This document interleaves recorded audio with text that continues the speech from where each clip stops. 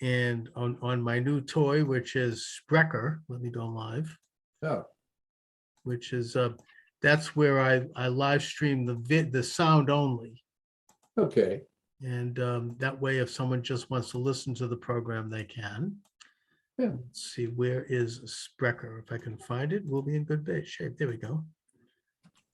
And go. Thanks for joining me, everyone. Charles Moskowitz, welcome to the program, Monday through Friday, going early today. Of course, you're welcome to join the conversation by calling us at 617-396-4958. That number again is 617-396-4958. Michael D. Shaw is with us. Mike, how are you? Well, I'll tell you something. Not only are people welcome to join us, I encourage them Indeed. to join us. Yeah, I got an interesting call last night. So people are starting to call in. And, this is a live program and we do take calls and you can discuss any issue you'd like to bring up, obviously within the confines of community standards and good taste. Again, the number is 617-396-4958. Now, Mike, there's a lot of things that we should cover. I just want to bring up two things right off the bat. Sure. And my source on this is what's his name?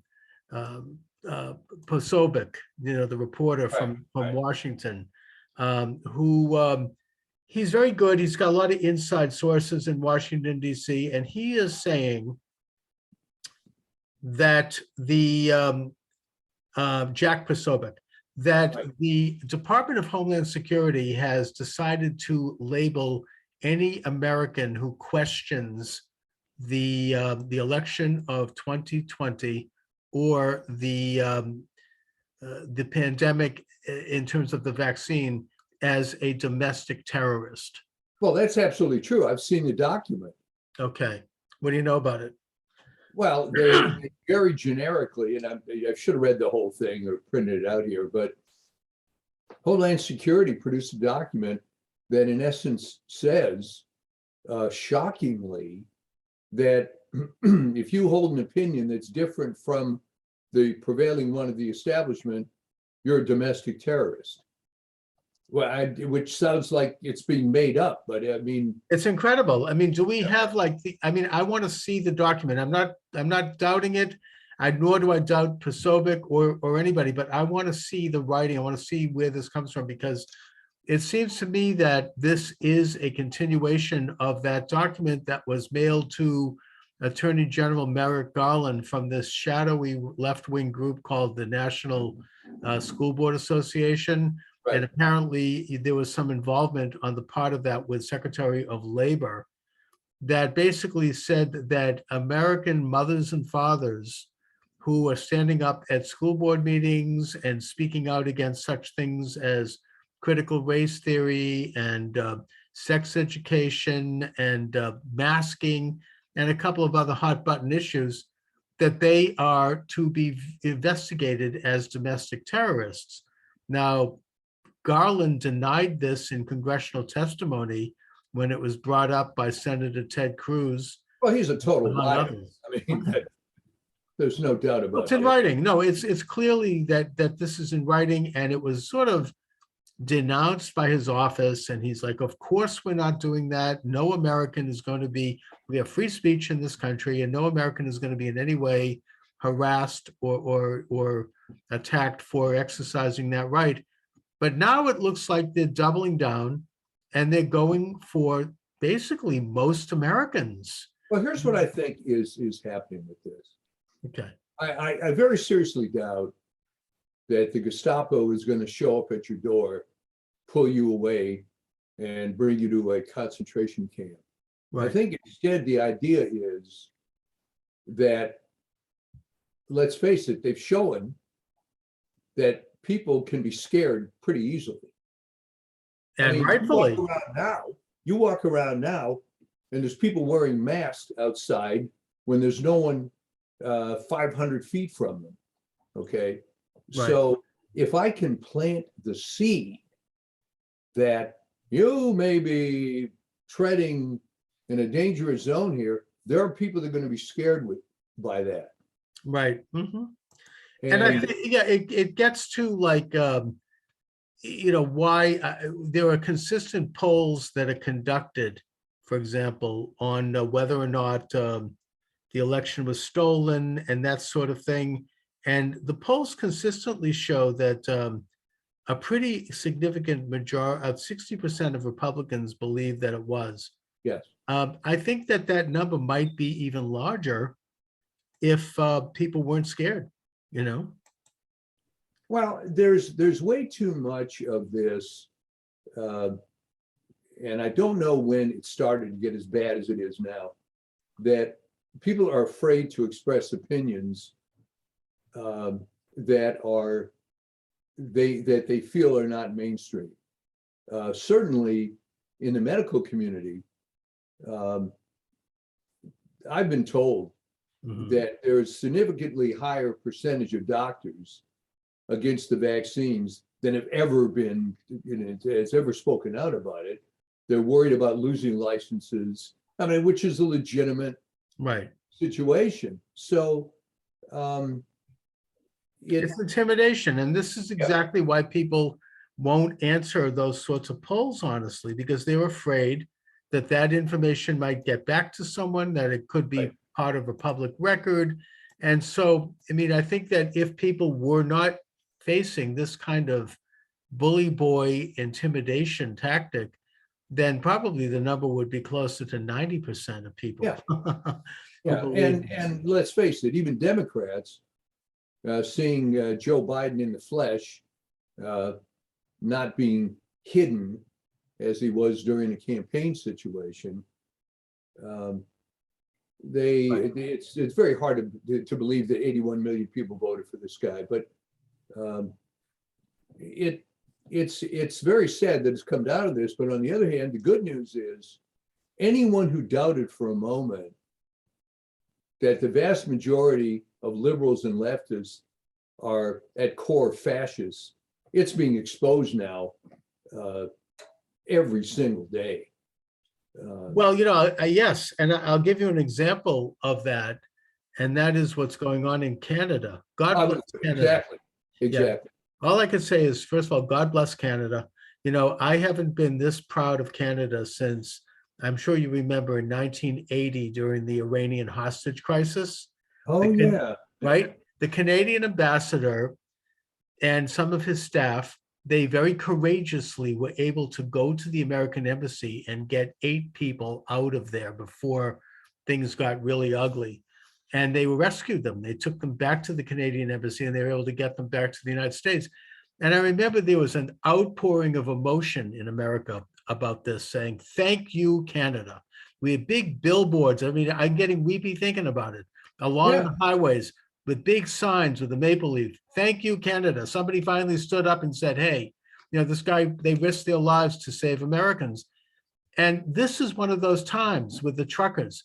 They are really setting in motion an event that's now going international. You've got truckers now in New Zealand, in Australia, in Paris, probably soon, hopefully in Israel, who are starting, and maybe even in the United States. I don't know. But I mean, I was driving down Route 128 the other day here in Boston, and I saw 2 trucks with Canadian flags. I gave them a nice little beep.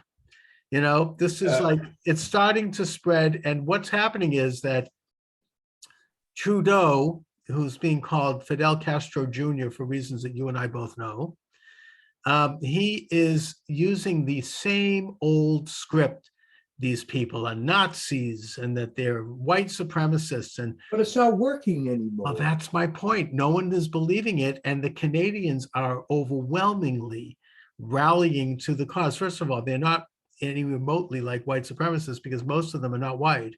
Apparently the truckers in Canada, most of them are South Asians. Right. They're Indian.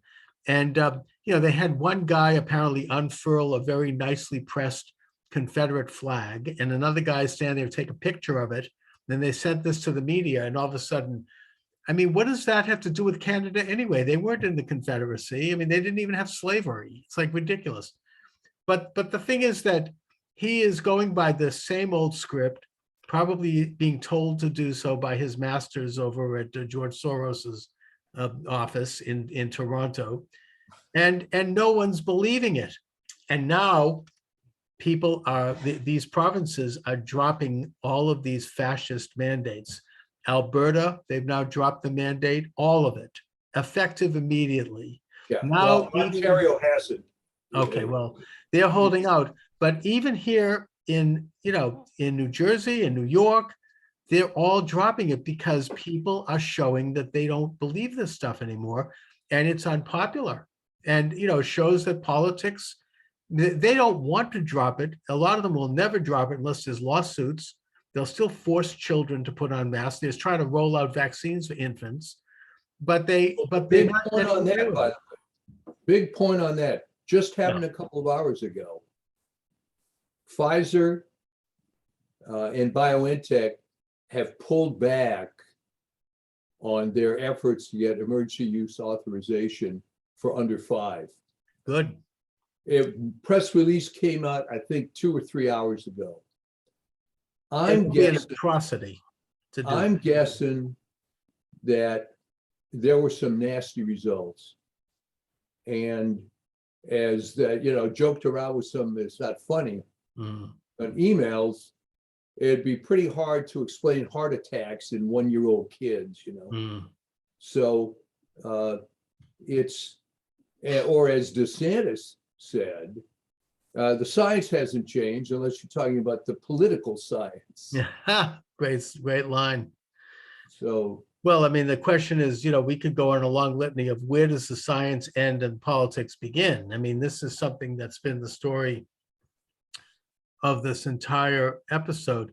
But my latest understanding, and I'm drawing this from the Gateway Pundit, is that Trudeau and his government, and he's sort of in semi-hiding. I mean, he came out briefly to address Parliament, and apparently he immediately left in tears because people were yelling at him, that they are going to double down real ugly. I mean, that the United States is coordinating, and that there might be some pretty brutal crackdown going on. And they are viewing this, which, I mean, I suppose it is, as a genuine workers' rebellion against tyranny, as opposed to the fake workers' rebellions that usually the left tries to pull off.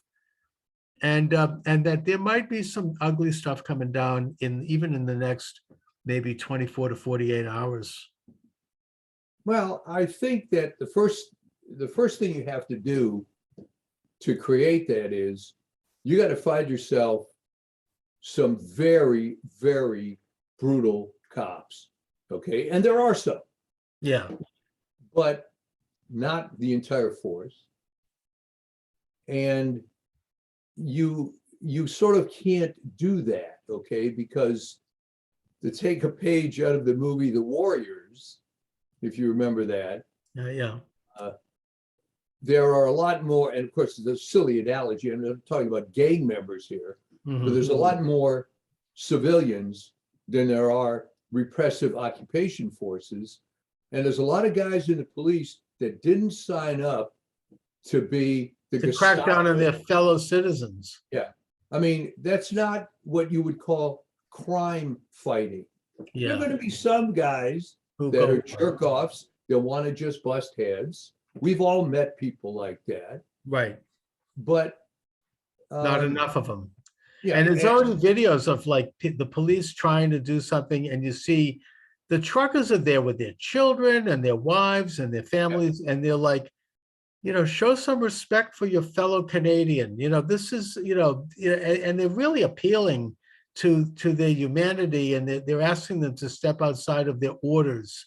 Right. The old National Socialist excuse, we're only following orders. And I think that, Canada has never had anything like this in its history. They've always been kind of, good citizens, very compliant. Exactly. Very, kind of like go along, just like, and same thing with Australia and New Zealand. Yeah, well, they weren't gun nuts like we are. That's right. They don't even have, in Australia, there's no private ownership of guns. Yeah. But Well, yet people are finally starting. that worked out well. Oh, sure. Yeah. But people are waking up. I mean, they're not so much in this country, which is interesting. As you say, Mike, people have gotten used to the idea that through the propaganda of fear, they have to like walk around with nylon stockings now on their face. And, I see people, I mean, it's almost like a cult. Well, there's, the politics have been toxic for a long, long time. People have, I think, let themselves be brainwashed because it's easier to just sort of go along with the narrative.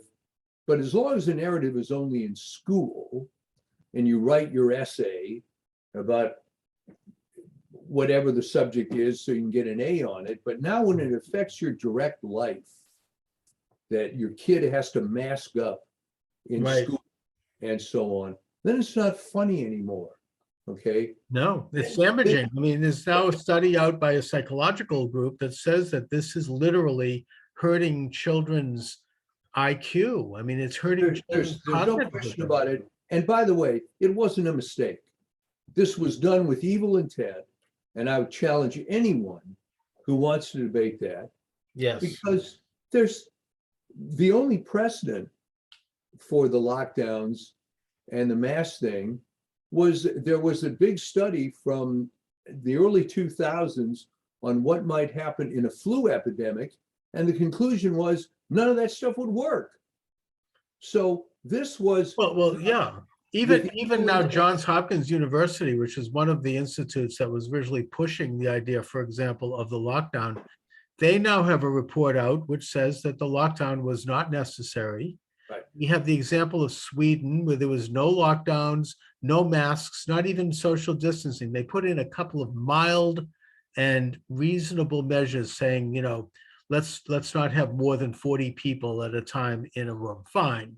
But nothing, and maybe protect the nursing homes, which they didn't do a good job with, but that at least they weren't doing like Cuomo, putting people in the nursing home. And their numbers are roughly the same, even a little bit less in terms of hospitalizations and deaths than our societies that did complete and total lockdowns like Belgium and Italy and France and other comparable nations. Same thing is true in the United States. If you compare Florida to New York, if you compare Texas to California, these states did not do the full lockdown. They did some of it, but not really. And their numbers are about the same, probably even a little less in per capita populations than the states that did full lockdowns. So, I mean, what is the science then? Where is the science separate from the politics here? Yeah, well, the thing that was never done, and now, of course, these results are coming out, they can't avoid it. Let's even grant, which I don't believe, that there may have been some health benefit with respect to not catching COVID by these policies. The thing is, in healthcare, we have what are called side effects. Ever hear that before? Mm-hmm. Yes. Okay, maybe to use a stupid example, you could take statins. If I take one pill, it's going to be good. What if I lower my cholesterol to 0? Is that going to be even better? Well, as it turns out, no, of course not. And anything has to be done with prudence and with looking at other effects. So when you take little kids now that have never been in a classroom without masks, how does that affect their development, considering the kids don't get this anyway? But where was the leadership? Okay, there wasn't any. And this comes to another point. If you're going to have federal health agencies, which I question you even need them, but all right, fine, you're going to have them. Why is the leadership so uniformly terrible? Well, this gets to the very thing that you suggested, Mike, in the beginning of our talk, which was that this is a sinister agenda, that it's not an accident. What do you think what do you think this is about? Oh, it could go a lot of different ways, but what if this were just a big experiment to see how much and how easy we can control people, like the monsters are due on Maple Street that we talked about last Right. time, Mm-hmm. that Yeah. Twilight Zone episode. You have people that are criminally negligent, like Tony Fauci, who caused this whole thing. There's no doubt. He can deny it all he wants, but he was the guy that said, even if there's a pandemic, it's worth doing gain of function research. Well, it turns out it isn't, because when you hold their feet to the fire and say, okay, forget about 6 million dead people or whatever it's up to now, what benefit has ever come out of gain of function research? And it's zero. Well, Okay. look, this begs a question here, which is, to just recap briefly, President Obama banned gain of function research in the United States, along with the bipartisan Congress in 2014, because they viewed it as too dangerous. Right. And Fort Detrick thus suspended gain of function research, as did Harvard and some other locations. So you had people like Tony Fauci and Francis Collins and some other of these medical establishment types, that professor at Harvard, decide to offshore it to communist China, our enemy, and help them with, I don't know, financing and documents and sampling. And I don't know exactly how they did it, but what they did was they tried to facilitate the continuation of gain of function research. And in doing so, they went behind the back of two presidents, Obama and Trump. Now, it's generally now been accepted, even by the New York Times, that the gain of function research was the cause of the virus. In February of 2021, an international delegation of doctors and virologists went to Wuhan, China, and visited the lab, and they were basically denied mostly access to certain things, but they all concluded that this was a gain of function event. And that's why the New York Times was forced to cover it, because it became an international story. So that gets to the question, what the hell are they doing? I mean, what was Fauci wanting to do with this kind of dangerous research that could have wiped out a third of the population of the planet? It's a complicated answer. Okay. There are people in virology.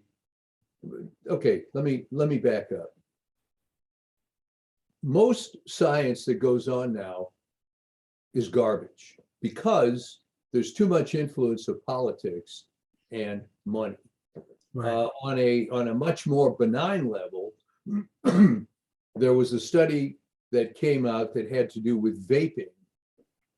And the conclusion was that some very high percentage of people who try to quit smoking with vaping end up backsliding, going to smoking. Now, the whole trick here was, if you read the article, you found that the definition of backsliding, I'm not kidding here, if I took one puff of a cigarette in a year, I backslid. Okay. So immediately, my comment on finding this out, I was on some forum. I said, what do you expect? Academic scientists are worthless. They're all fighting for grants. The NIH is the funder of this.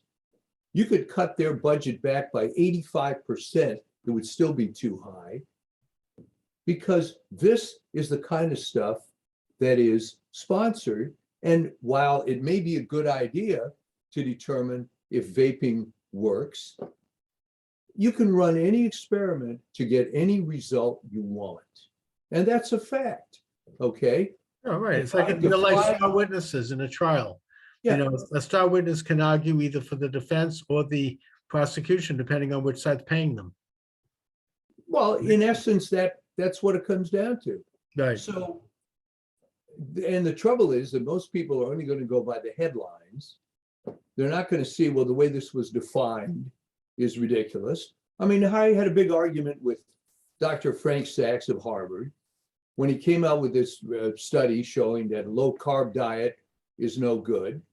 Well, he defined low carb as 40% of your calories in carbs. And I said, what the hell are you doing? Well, that's the way we defined it. Mm-hmm. So like, what good was the research then? Sure.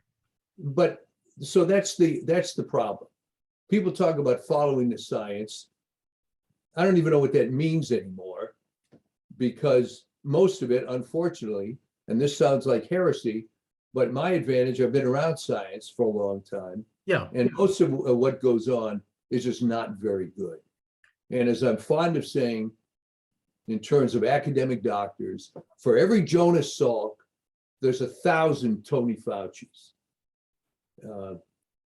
These bureaucrats, Francis Collins, in a sense, might even be worse, because he knew very well what was going on and didn't do anything about it. And then when it came out, he said, well, it would reflect poorly on the Chinese. Not only that, but there's now emails that have been released showing that Fauci and Collins conspired to smear doctors who disagreed with them by calling them right-wing fringe doctors. And that includes some of America's most respected doctors like Robert Malone and many others. Right. And that they didn't even do it through a scholarly journal. They did it through left-wing rags like Nation magazine. I mean, they went to like Pop, the left-wing Pop, by saying these people are right-wingers, and it was a very coordinated campaign. But I want to just dig a little further here, because I think you accurately, Mike, show that science has been corrupted by politics, that the scientists tend to follow where the money is in terms of grants. I think that clearly has everything to do with the global warming theory. It has to do with all sorts of things. Abortion, we could look at almost every issue. Transgender, very political. And I would even argue it goes as far back as the theory of evolution, which was mid-19th century. To me, that was the first kind of political event that was coached in science. I guess that my question is, what the hell are they trying to accomplish here? What are the politicians and the big money combines that pay for all this? Why are they trying to fix the ball, so to speak? Well, some of it is, if you can sell it as a military application, then you can get a lot through. Okay. Mm-hmm. Gain of function research is sold to the public as, well, we can figure out how to fight viruses by creating these horrible viruses, and then we can experiment with them and so on. But in fact, while there may be some truth in that, that's never actually happened. Instead, what's happened is we come out with these potent bioweapons. And the best bioweapon is not the one that kills the entire population of the earth, but it's the one that would cause economic devastation like we have here. Mm-hmm. So if gain of function means to take a common coronavirus, which is going to affect people in the respiratory system, knowing, which I said from the day one, there's never been a successful vaccine for a coronavirus, and I don't think there ever will be, but you would have a situation where you can make people sick, you could slow things down, although it probably was released prematurely because the Chinese had their own problems with it. And I think some of it is military. Certainly, there were many doctors that didn't have the last name Mengele, who were doing similar research for the Nazis. They were highly recruited by the Americans afterwards because there were military applications here. Right. And it's kind of this amoral establishment where everybody kind of, gives everybody a pat on the back, and maybe there's a little slap on the wrist every so often to make a little example, but mostly people just continue moving along. And, it's this gigantic, informal, worldwide aristocracy that just has its own laws, its own rules, and they use these things as a way to consolidate their control over the rest of us lumpen proletariats. Well, that's pretty much true. And then when you're involved in healthcare, everybody's against disease. So you have unlimited budgets, but really, and I wrote about this years ago, you look at cancer and how many trillions of dollars over this period of time Right. has been spent on cancer research, and yet, with some exceptions, we're not a whole lot farther ahead than we were 30 years ago. Okay.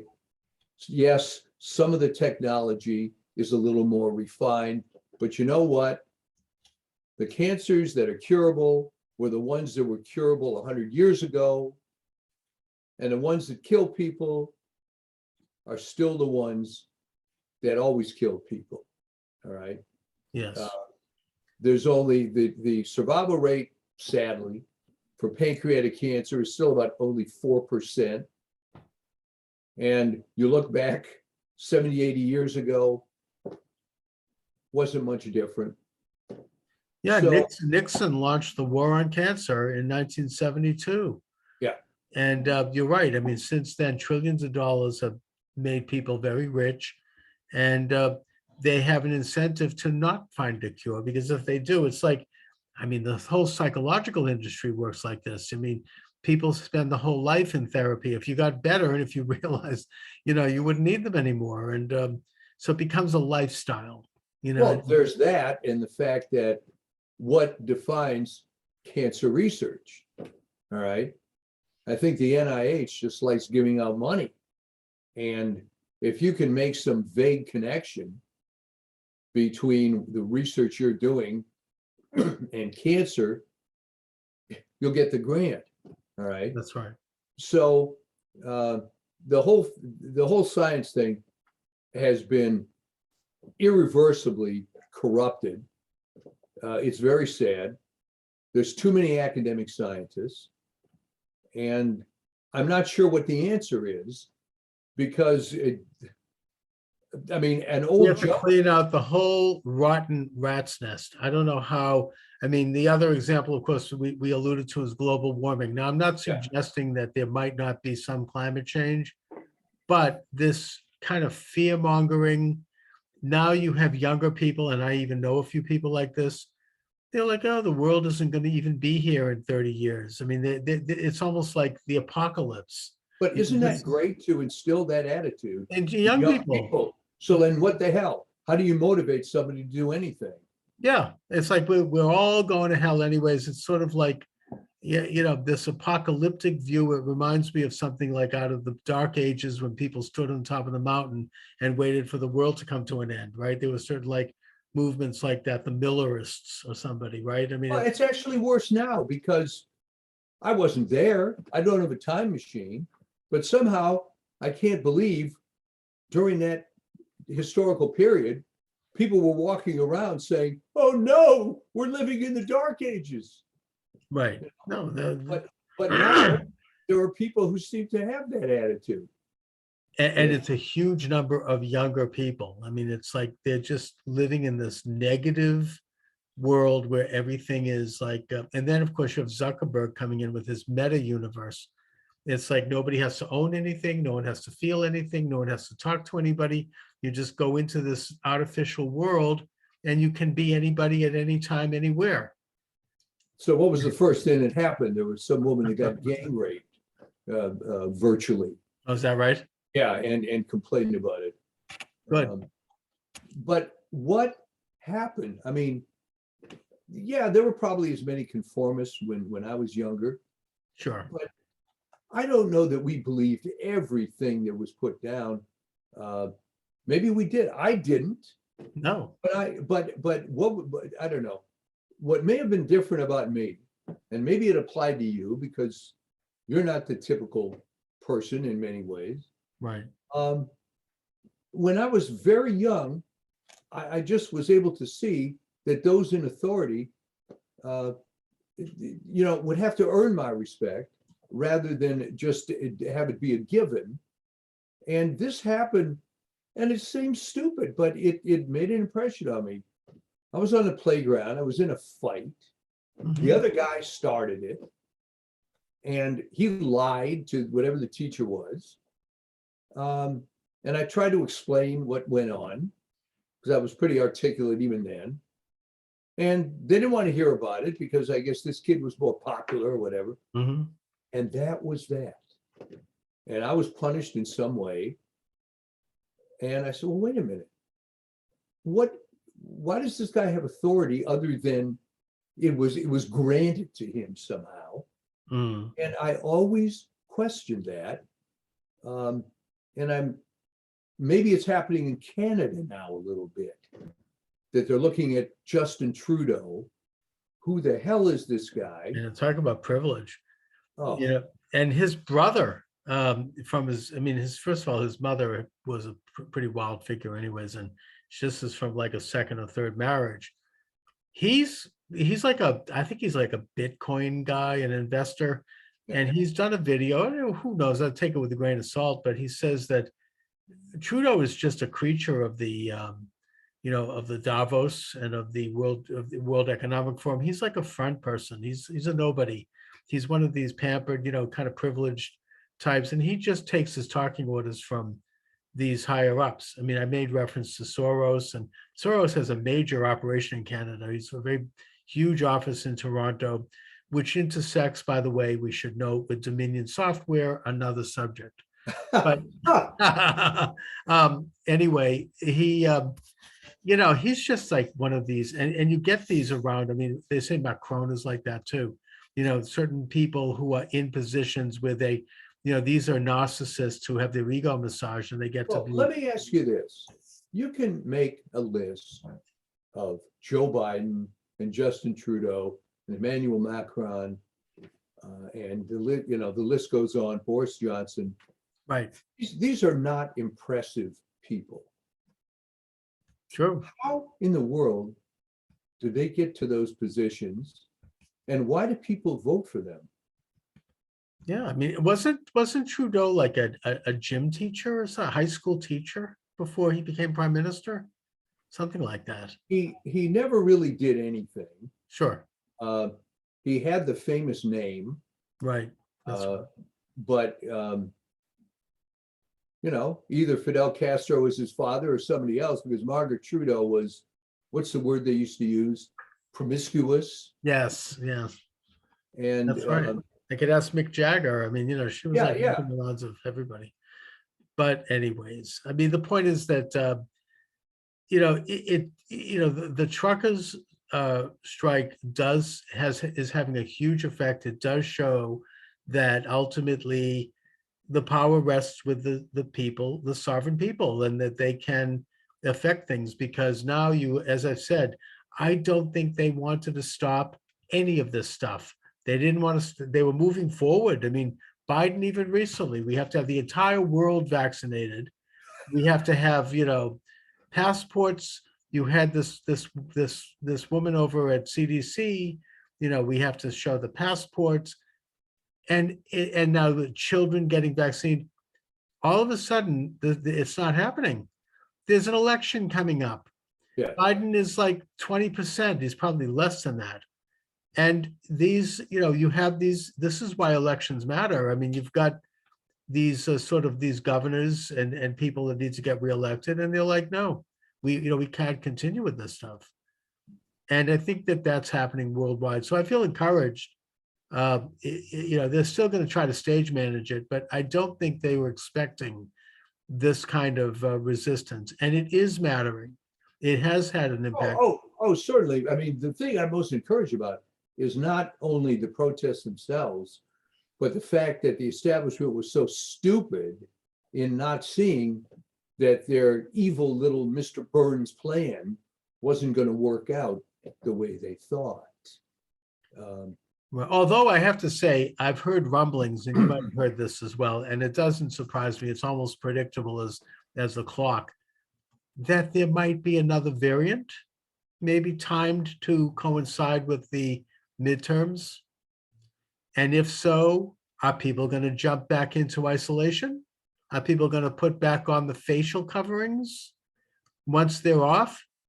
We know that last time in 2020, they printed up millions and millions and millions of absentee ballots unsolicited. It's kind of like, you and I are old enough to remember before the internet when you used to have junk mail, right? I used to get a ton of junk mail where companies would basically hire these companies with big lists because they wanted to sell a product, and they would send out millions of pieces of junk mail. This is how it was done. Now you get junk emails, Right. but they would figure for every 1,000 we send out, we might sell 2 things, which is worth it because that's the profit. Well, that's what happened in 2020 with the ballots.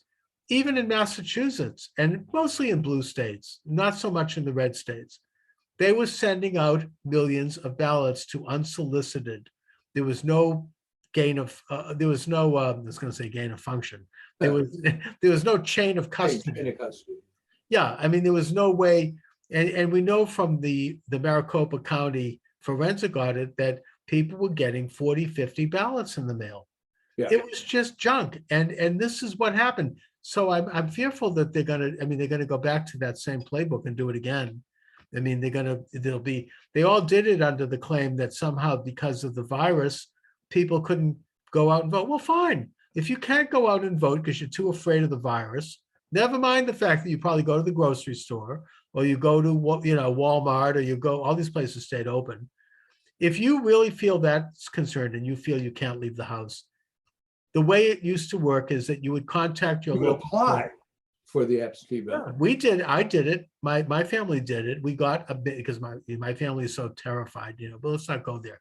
But we did this. We have, they apply, they have you registered at the local clerk's office with a signature. They send you it in a double envelope. You fill it out and you sign it and you send it back. And then they match the signature to make sure it's you. Right. And in Massachusetts, it's pretty conservative about this. If you violate that law, and if they find out that you voted twice or you weren't the person behind the ballot and you voted, that's a prison sentence in the state. That's you go up to prison, or you could face a huge fine. But they didn't do it that way. They just papered the house. They just sent, it was, and all under this is where science, again, the science meets politics, because they said, well, we have to do this to reach everybody. And I feel that's what they're going to do again. I just do. I mean, I think that's what they'd like to do. I don't know if they're going to get away with it. Well, the good news here is that the left has been exposed, I think, to a lot of people. Nobody likes the inflation, the food prices. Right. And of course, how are they responding? I can't believe how stupid this is. Who's in charge on that side? Well, inflation is actually a high class problem. Oh, that's so insulting. Oh, gee, that's nice. And isn't it terrible that you can't get such and such food? Well, actually it is. Actually it is. Of course it is. This is America. That's right. It happened to me today. I like the low carb tortillas, and I went into my local store and they didn't have them. Again, I'm not going to blow my brains out about it, but what the heck is that? I know exactly. We expect to have a fully stocked shelves in this country. Right. This isn't Russia, we're not like like Eastern Europe before the fall of the Iron Curtain, where you'd have one brand of toothpaste and it was a terrible thing. We like to have a variety in this country. That's the American way. Yeah. I mean, this is not acceptable in this country. Yeah, I mean, the way that you get people on your side is not to mock their problems. So again, what's depressing to me on the one hand is how there's absolutely no talent on the other side. It's phenomenal how stupid they are, but they still succeed because what? The people on the right have to do the right thing with Marcus of Queensberry rules. Oh yeah, but they're not doing the right thing. They're just being mugwumps. I mean, it's really, really bad. I mean, there are so many issues that I think are bringing the Democrats down right now. Naturally, you talk about inflation, you talk about swinging open the southern border and letting you now have Catholic Charities that's involved in a scandal where they're basically paying people's bus fares to go anywhere in the country. Then you've got this business of these George Soros elected district attorneys, like the one in New York, who actually sent out a press release saying, we're not going to prosecute the following crimes. Right. The only one we're going to prosecute is murder. And even then we're going to judge it based on race. And so the result is that suddenly there's a surge of shoplifting in New York. What a shock. I mean, it's sort of like announcing publicly that I'm not going to lock my car door anymore. I'm not going to lock my house door anymore. It's like, here's my address and I'm not locking the car. I mean, what the hell? I mean, it's like the stupidity of it. Well, Now, look, you mentioned Catholic let Charities. me just say, if this attorney general doesn't want to prosecute shoplifting, I think that's not right, but okay. But you don't announce it. You leave the door open in case somebody comes in and they start stealing the Hope Diamond or something. You know, it's like, you don't just suddenly come out with a public pronouncement. Now you have Al Sharpton, of all people, on with Morning Joe, and he's like saying, hey, the city of New York, the mayor's going to have to do something, because I went to the drugstore the other day and I couldn't get toothpaste because it was behind a locked cabinet. And the clerk had to come on and open the lock so I could get a friggin' roll of Crest.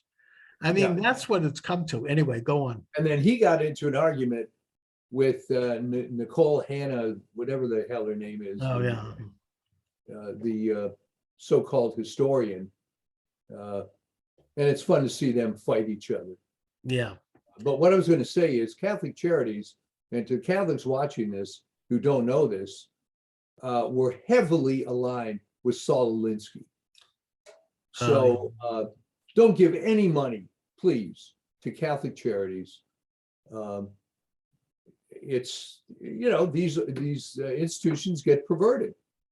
They're way out on the left. I mean, they're working here in Boston with actually a couple of synagogues that I shall not name that are helping Afghan refugees. And I don't know, look, I mean, some of those people we should help because they're friends, but I'm not sure they're all that involved with the vetting process.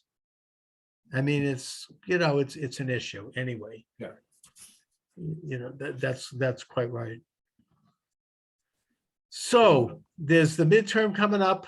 We have Biden really doing, you know, terribly in terms of polling numbers. I mean, and I think it's irretrievable. I just don't, I think he's gone. I mean, there's no, you know, there's even Stacey Abrams didn't want to appear on stage with him. Huh. Right. Well, and when he went, probably because he didn't have a mask. Yeah, I mean, you know, she's running for governor. She's no dummy. You know, she doesn't want to appear with, you know, she couldn't, she said she had to have her nails done. Here's the president of the United States coming to town. And she did. I mean, you know, she needs to reach, she knows what happened in Atlanta. You know, everybody knows what happened and she wants to get elected. So she's moving to the center. But, you know, so the point is that they don't have no agency. They've got nothing. And so they're trying to cook up this foreign war with Ukraine. That's not going anywhere for them. You know, I mean, Germany won't even take Biden's call. And right, I mean, it's like, you know, forget it. And it's, well, let me ask you something. How bad does it have to get for Biden before people come out and just say, you know what, just resign? Yeah, I understand that you get Harris, but well, there's more than a trial balloon in that she's going to the Supreme Court. They're going to take her out of contention, which of course then gets into the question of who will be president. Yeah, I suppose it's going to be like, you know, when they brought Gerald Ford in after Agnew had to resign. I mean, you know, who are they going to appoint? I don't know, George Soros? I mean, I don't know. It's just, it's strange. Who knows what's really going on? How bad does it have to get for the New York Times to complain about this used to be America, and now we have a blithering senile idiot as the president? The vice president is known for one thing. I mean, aren't they embarrassed as to the quality of leadership? I think they are. I mean, even, you know, it's like, it just, you know, it's not, it's really doesn't appear to be salvageable. And, you know, that's why, I mean, I'm concerned with what's going to happen in the next 6 months, because the midterm is only 6 months away, less than 6. I think it's only 5 months, 5.5 months away. And, you know, whether they introduce a new bioweapon in this country, or whether they there's some event where suddenly you're going to have like a George Floyd type thing happen, where suddenly, a Trump supporter does something, insults someone. There's a big, and then there's a huge national media campaign promoted by intelligence and others to make this into an excuse to do who knows what. So you really think that there's an infinite capacity of people to be fooled? That it just, I think that they might think that. yeah, all right. They hold on to the legacy media. They still do, even if their ratings are in the toilet. And they're not winning in that way, but yet maybe they don't know it. They still think that they can launch one of these kind of brainwashing propaganda campaigns and trigger it by some kind of an incident, like the Reichstag fire did this for the Nazis. I mean, right? They're still, of course, working on the so-called insurrection. Now they've got big time rhino Republicans signing on to that. That tells me that they know that what really happened on that day. Everyone knows inside Washington. So the question is, why is it then that people like McConnell and McCarthy, why are they now all of a sudden signing up for this? Why are they suddenly, oh yeah, the violent insurrection? They know they know the score. I mean, I don't know why, but I know that they're, are they expecting something to happen that might hurt them? I think that there's a lot of pressure on these spineless people that you mentioned. Yeah. To be part of the club. And because they don't want to be like Marjorie Taylor Greene that gets kicked out of everything.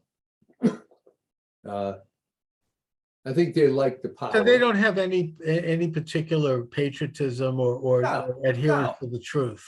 No. And by the way, Marjorie Taylor Greene has become one of the most effective members of Congress. It is funny. Yeah, I mean, and she doesn't need, in fact, she's better off without those committees, because now all she does is she goes there, and every time they have a voice vote or they have a raising of the hands, she requests that the vote be put on record.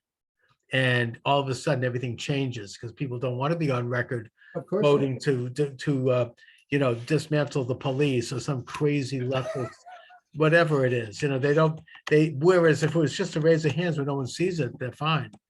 So she's really and she's pissed off both sides because of that, but she's going gangbusters. Now they're going after, I mean, you've got this guy, Mark Elias, who was this lawyer with Perkins Coie and who was one of the major kingpins in the election steal. He's now going after congressmen to try to have them disqualified from running, like Madison Cawthorn, right, by saying, well, he supported the protests, therefore he's an insurrectionist and he should be disqualified from running from office. So this is really getting ugly, and anybody who supported the legitimate constitutional protest is all of a sudden now a terrorist.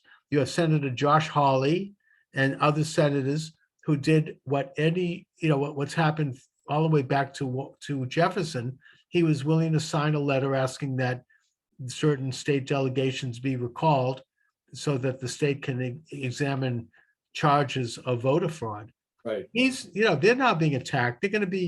They're called terrorists. I mean, I'm surprised they're not being arrested for this at this point. Well, I don't know how much longer this playbook is Okay. going to work. Maybe it's like the last desperate gasp of a. I kind of think that's what it is, because it's just not working anymore.